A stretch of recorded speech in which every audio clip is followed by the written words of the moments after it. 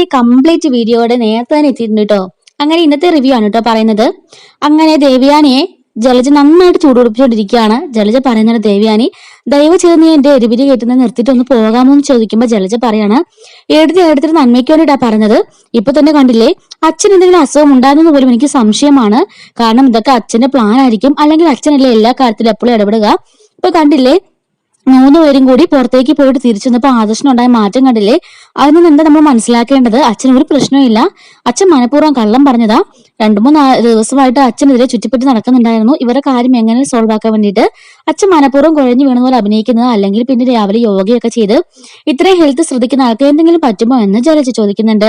ഇതേ സമയത്ത് നയന പൂജാമ്പോൾ ഇന്ന് പ്രാർത്ഥിച്ചുകൊണ്ടിരിക്കുകയാണ് കേട്ടോ. ഈശ്വര, എന്നെ ഈ വീട്ടിലേക്ക് നീയാണ് കയറ്റിയത്. എന്നും ഇതുപോലെ ആദിശേട്ടന്റെ മനസ്സ് നിറയെ ഞാനായിരിക്കണം. ആദിശേട്ടന്റെ അമ്മയ്ക്കും എന്നെ ഇഷ്ടപ്പെടണം.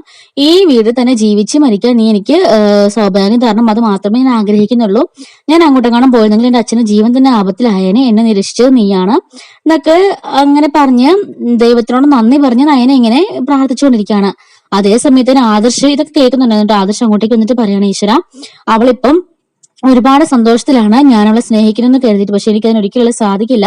എന്റെ അമ്മയ്ക്ക് കൊടുത്ത വാക്ക് എനിക്ക് പാലിക്കണം. ദയവ് ചെയ്ത് അവളുടെ പ്രാർത്ഥന മാത്രം കേൾക്കരുത്, എന്റെ പ്രാർത്ഥന കൂടി കേൾക്കണേ എന്ന് ഈശ്വരനോട് ഇങ്ങനെ ആദർശ് പറയുന്നുണ്ട്. എന്നിട്ട് പറയുകയാണ്, എന്റെ അമ്മയുടെയും ഭാര്യയുടെയും ഇടയ്ക്ക് ഞാനിപ്പോ വീർപ്പ് മുട്ടുകയാണ്. മുത്തശ്ശന് അസുഖം എത്രയും പെട്ടെന്ന് കുറയണം. എന്റെ മുത്തശ്ശന് ഒരു ആപത്തും വരുത്തരുത് എന്നും പ്രാർത്ഥിക്കുന്നുണ്ട് കേട്ടോ. ഇതേ സമയത്ത് തന്നെ ആദർശ് ഡൈനിങ് ടേബിളിൽ ഫുഡ് കഴിക്കാനിരുന്ന സമയത്ത് നയനെ ഫുഡും കൊണ്ടുവരികയാണ്. നീ ഇങ്ങോട്ട് ഇരുന്നേന്ന് പറയുമ്പോൾ ഇതെന്താ ഒറ്റയ്ക്കിരിക്കുന്നത്, സാധാരണ എല്ലാവരും കൂടെ ഇരിക്കുന്നതെന്ന് ചോദിക്കുമ്പോഴേക്കും ഇന്ന് എന്റെ ഭാര്യയുടെ കൂടെ നിന്ന് കഴിക്കണമെന്ന് എനിക്ക് തോന്നിയെന്ന് പറയുമ്പോൾ നയന ചോദിക്കുകയാണ്, ഇതൊക്കെ സത്യം തന്നെയാണോ എന്ന് ചോദിക്കുന്നു. പിന്നെ അല്ലാതെ എന്ന് പറഞ്ഞിട്ട് നയന ആദർശിന് വിളമ്പി കൊടുക്കുന്ന സമയത്ത് മുത്തശ്ശൻ അങ്ങോട്ട് വരുന്നത് ആദർശ് കാണുന്നുണ്ട്. മുത്തശ്ശനെ കാണിക്കാൻ വേണ്ടിയിട്ട് ഇനി മുതൽ എന്റെ ഭാര്യയ്ക്ക് കൊടുത്തതിന് ശേഷം മാത്രമേ ഞാൻ കഴിക്കുള്ളൂ എന്ന് പറഞ്ഞിട്ട് കുറച്ച് ദോശ എടുത്ത് പിച്ചി നയനയുടെ വായിൽ വെച്ച് കൊടുക്കുമ്പോൾ നയനെ ചോദിക്കുകയാണ്, ഈശ്വര, ഇതൊക്കെ സത്യം തന്നെയാണോ, എനിക്കിതൊക്കെ വിശ്വസിക്കാമോ എന്ന് ചോദിക്കുമ്പോൾ പിന്നെ അല്ലാതെ ഇനി നീ കാണാൻ പോകുന്ന ആദർശ് മറ്റൊരു ആദർശായിരിക്കും എന്ന് പറയുന്നു.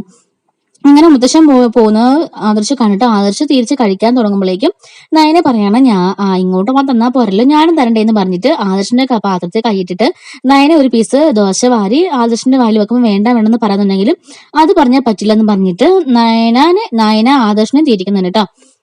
അങ്ങനെ ഇരിക്കുന്ന സമയത്താണ് ആദർശ് മനസ്സിലോർക്കാണ്, ഈശ്വര, ഇതൊക്കെ കാണുമെല്ലാം അമ്മ കണ്ടുകൊണ്ട് വന്നാൽ എല്ലാം അവസാനിച്ചു ഇതോടെ എന്ന് മനസ്സിലാലോചിക്കാണ് കേട്ടോ. ഈ സമയം നയന പറയാണ്, ഇതൊക്കെ എനിക്ക് വിശ്വസിക്കാവോ, ഞാൻ സ്വപ്നം കാണുന്ന പോലെ എനിക്ക് തോന്നുന്നതെന്ന് പറയുമ്പോൾ ആദർശ് പറയാണ്, സ്വപ്നമൊന്നുമല്ല, യാഥാർത്ഥ്യം തന്നെയാ, ഇനി അങ്ങോട്ട് എന്നും ഇങ്ങനെ തന്നെ ആയിരിക്കും എന്ന് പറയുമ്പോഴേക്കും നയന പറയാണ്, നമ്മുടെ ഒരു പ്രണയം സ്നേഹം എന്നൊക്കെ പറഞ്ഞത് ഈ കാലാവസ്ഥ പോലെയാ, ഒരു ദിവസം മഴ പെയ്യും, ഒരു ദിവസം വെയിലടിക്കും, എനിക്കിത് അങ്ങോട്ടൊന്നും വിശ്വസിക്കാൻ സാധിക്കുന്നില്ല.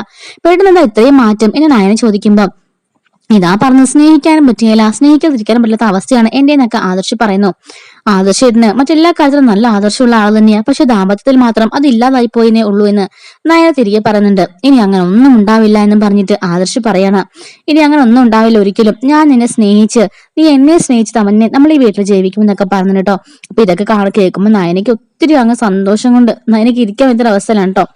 ഇതേ സമയത്ത് തന്നെ മുത്തശ്ശൻ പോയിട്ട് മുത്തശ്ശിയോട് പറയാണ്, നടന്ന സംഭവങ്ങളെല്ലാം നീ അറിഞ്ഞോ? മുത്തശ്ശി ചോദിക്കാണ്, എന്താ ഭയങ്കര സന്തോഷത്തിലാണല്ലോ. പിന്നെ അല്ലാതെ. അപ്പോഴേക്കും മുത്തശ്ശൻ പറയുന്നുണ്ട്, ഇതുപോലെ ആദ്യം നയനെ അവിടുന്ന് കഴിക്കുന്ന കാര്യം വാരി കൊടുക്കുന്ന കാര്യം ഭയങ്കര സ്നേഹത്തിലാണെന്നൊക്കെ. മുത്തശ്ശി പറയാണ്, അങ്ങനെ പെട്ടെന്നൊരു മാറ്റം ഉണ്ടാകണമെങ്കിൽ ഇദ്ദേഹത്തിന്റെ ഭാഗത്തൊന്നും എന്തെങ്കിലും ഒരു പ്രശ്നം, എന്തെങ്കിലും ഒരു കാര്യം ഉണ്ടായി കാണുമല്ലോ, അല്ലാതെ അങ്ങനെ ഉണ്ടാവില്ല. എന്താ എന്റെ സൂത്രപ്പണി ഒപ്പിച്ചേ? മുത്തശ്ശൻ പറയണ, അതൊക്കെ ഉണ്ട് എന്ന് പറയുമ്പോൾ എന്താന്നേ പറയാന്ന് പറയുമ്പോൾ അതൊക്കെ ഉണ്ട്, ഞാനൊരു അറ്റകൈ പ്രയോഗം നടത്തി. എന്ത് പ്രയോഗം? അതൊക്കെയുണ്ട്. ഇനി നമ്മള് എത്ര കാലം എന്ന് വെച്ചോണ്ട്. അപ്പൊ മുത്തശ്ശി പറയാണ്, അതെ, എന്റെ 16 വയസ്സ് മുതലേ നിങ്ങളെ കാണാൻ തുടങ്ങിയതല്ലേ, ഇപ്പൊ നമ്മുടെ വിവാഹം കഴിഞ്ഞിട്ട് ഏകദേശം 50 വർഷമായി. മുത്തശ്ശൻ പറയണ, ഇത്രയും കാലം നമ്മൾ സന്തോഷമായിട്ട് ജീവിച്ചു, പക്ഷെ എന്റെ കൊച്ചുമക്കളാണെങ്കിലോ അടിയും പരസ്പരം വഴക്കും തല്ലുമായിട്ട് ഒരു സന്തോഷമില്ലാതെ അവർ ജീവിക്കുന്നേ. മുത്തശ്ശി പറയണ, അത് നിങ്ങൾ പറഞ്ഞത് ശരി തന്നെയാ. മുത്തശ്ശൻ പറയാണ്, ആദർശം മാറി തന്നെ എല്ലാ കാര്യങ്ങൾക്കും ഒരു നീക്കുപോക്ക് ഉണ്ടാവുമെന്ന് പറയുന്നു. പിറ്റേ ദിവസം രാവിലെ നയന വെളിയിൽ നിന്ന് കോലമൊക്കെ വരച്ചുകൊണ്ടിരിക്കുകയാണ് കേട്ടോ. അപ്പൊ നയന വരുന്ന സമയത്ത് ആദ്യം അങ്ങോട്ടേക്ക് ജോഗിങ്ങിന് പോകാൻ വേണ്ടിയിട്ട് താഴത്തേക്ക് ഇറങ്ങി വരികയാണ്.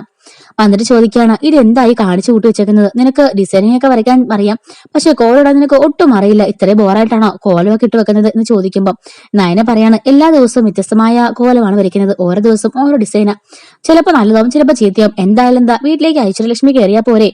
അപ്പോഴേക്കും ആദർശ് പറയാണ്, ഈ കോലം കണ്ടാല് ഐശ്വര്യലക്ഷ്മി വാലുമ്പൊക്കെ ഇവിടുന്ന് ഓടത്തേ ഉള്ളൂ എന്ന് പറയുമ്പോഴേക്കും നയന ദേഷ്യപ്പെട്ട് അതിനെ കുനിഞ്ഞിരുന്ന് വരച്ചോണ്ടിരിക്കാൻ കേട്ടോ.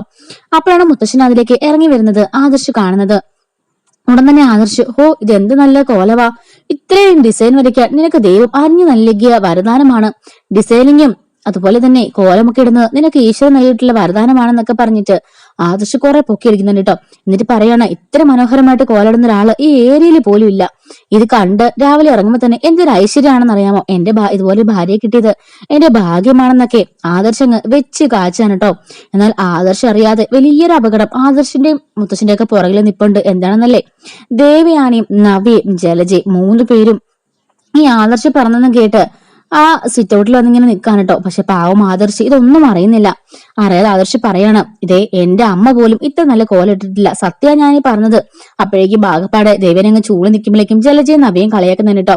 ഞാൻ സത്യ നയന പറഞ്ഞത്, ഇതുവരെ എന്റെ അമ്മ പോലും ഇത്രയും മനോഹരമായ ഒരു കോലിട്ടിട്ടില്ല, ഇതാണ് ഞാൻ കണ്ടതിൽ വെച്ചും ഏറ്റവും സൂപ്പർ കോലം. എങ്കിലും മുത്തശ്ശൻ ഞാൻ പോയിട്ട് വരട്ടെ എന്ന് പറഞ്ഞിട്ട് ആദർശ് വീണ്ടും ജോഗിങ്ങിന് പോകുമ്പോഴേക്കും ദേവയാനി ആകെ പാടെ അങ്ങ് ഇളിബിയായിട്ട് നിൽക്കാണ് കേട്ടോ അവിടെ വല്ലാത്തൊരവസ്ഥയില്.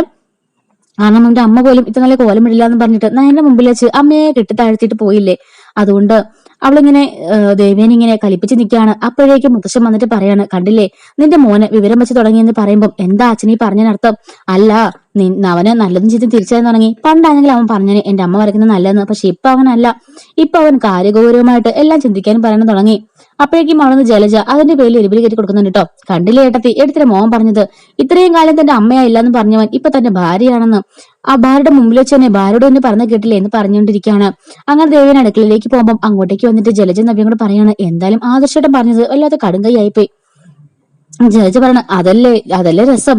ദേവേനി എന്താ പറഞ്ഞത്, അവൻ ഒരിക്കലും അങ്ങനെ പറയില്ലെന്നല്ലേ. ഇപ്പൊ എന്താ സംഭവിച്ചത് കണ്ടില്ലേ, നയനയോട് തന്നെ നേരിട്ട് എന്റെ അമ്മ ഉണ്ടാക്കുന്നത് കൊള്ളില്ല എന്ന് അവൻ പറഞ്ഞില്ലേ. നിന്നെ ദേവേനി ചേച്ചിയെ കെട്ടിത്തഴത്തിയിട്ട് അവൻ അവിടെ അവളെ പൊക്കി പറഞ്ഞത് കണ്ടില്ലേ എന്നൊക്കെ ചേച്ചി ജലജ എരിപിരി കേട്ടാണ്. ഈ സമയത്ത് നവ്യ എന്നിട്ട് പറയാണ്, ഓ എങ്കിലും ഇത് വല്ലാത്തൊരു മോശമായി പോയി എന്ന് പറഞ്ഞ് ദേവേനെ കളിയാക്കിട്ട് പോകുമ്പോ ജലജയോട് ദേവേനി പറയാണ്, നീ നിന്റെ മോളും എരിപിരി കയറ്റാൻ മിടിക്കുക എന്ന് പറയുമ്പോ ജലജ പറയണ, ഞാനവളെ എന്റെ കൂട്ടിയിട്ടുമില്ല, അംഗീകരിച്ചിട്ടുമില്ല, പിന്നെ ഞാൻ എരിപിരി കയറ്റുന്നൊന്നുമല്ല.